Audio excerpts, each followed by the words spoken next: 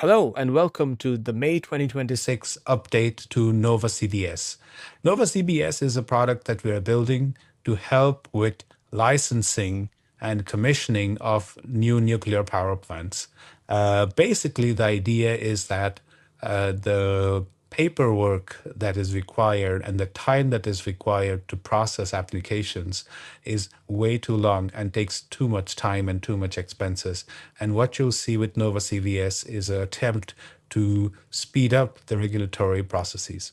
Now, what's interesting about NovaCVS is that it can link the neutronics, the site, the plant, and the regulations. And so in this channel, I talk about how this is done with NovaCVS. So if you're new to this channel, please like and subscribe to this.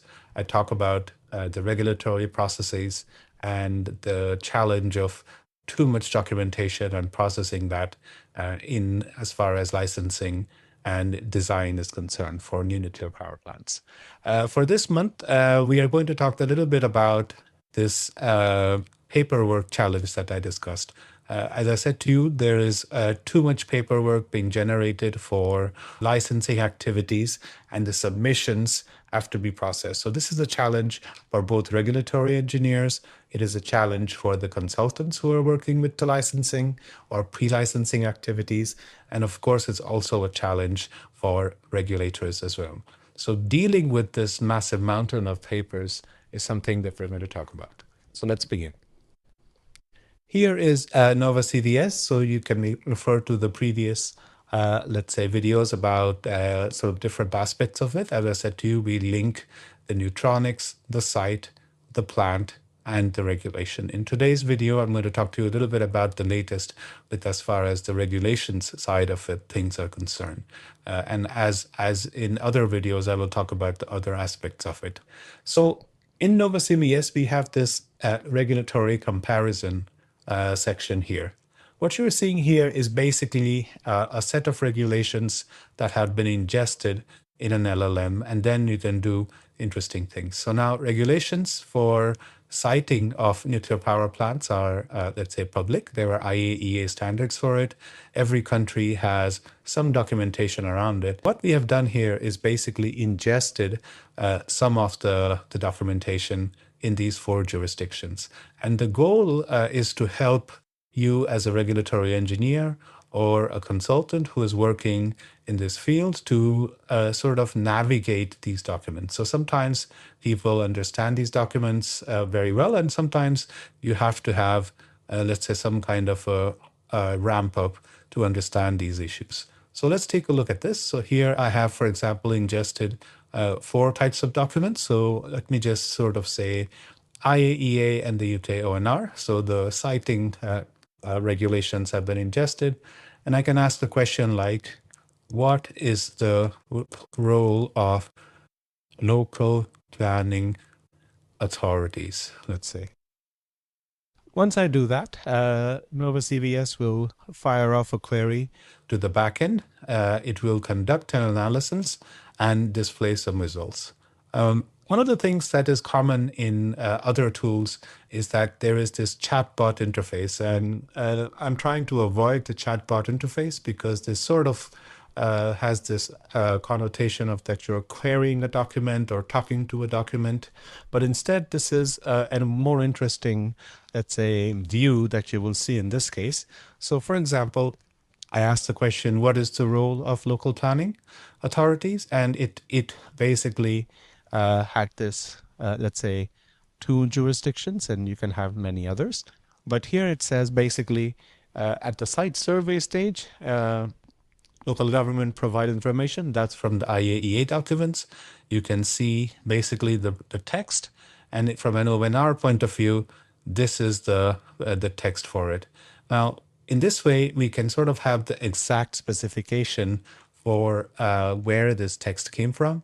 In addition, you sort of have this analysis provided by the tool. So basically, it tells you what is the sort of the content of these 2 regulations. So basically, the IAEA, for example, positions local planning authorities as data providers, and then UNR positions them as partners. So you can sort of have this comparison between these two jurisdictions. In addition, there is basically some kind of assessment of what are the convergences and divergences so that you understand the differences with it. And in addition, if some of this is, let's say, of further review, you can flag it or you can verify it. So these sort of outputs can be verified manually as well. And the idea is that you can do this kind of dual comparison between two jurisdictions as well. If I sort of use another case, for example, what is the exclusion zone limit, for example, if I say and I'm comparing across three jurisdictions now, sometimes basically you want to see what are the differences between different jurisdictions. The idea here is that you can do multiple. I'm not sure if there is any need for comparing more than three, but for the moment, there is these. And so here you can see, for example, the comparison between IAEA and, for example, the ONR in this case. And the idea here is that you can ingest any kind of regulatory documents, perhaps the same document between two jurisdictions, and then compare it against each other or with each other. The idea here being that you can then really develop a very detailed understanding of the documentation itself and also have, let's say, a human being review, annotate, maybe validate some of the contents that are being presented here.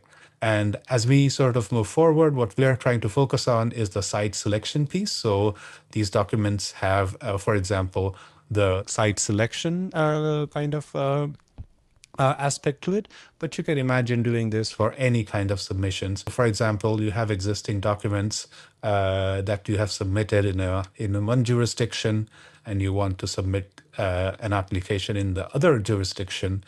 You could do that.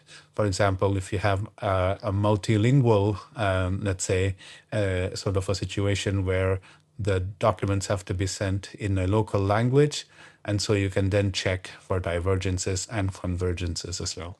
And finally, the other thing that is kind of interesting about this is that because these are to do with, let's say, site-specific sort of requirements, you can have this list of, for example, compliance monitors, where you have a population exclusion zone of flood level protection and so on. So this list of monitors is generated from the documentation, and also sort of the regulation itself. Then the goal is you can sort of run these monitors against potential sites. For example, if you have a site, does this pass, for example, these monitors? Or vice versa, you can have a GIS for the entire country or maybe even larger geographies, and you can say, show me the sites that match these monitors, for example. And so you can do it both ways, have a sort of a structured understanding of the gaps between regulations, then identify the requirements, and then obviously identify the sites, or if you have a site, then you can go up the chain.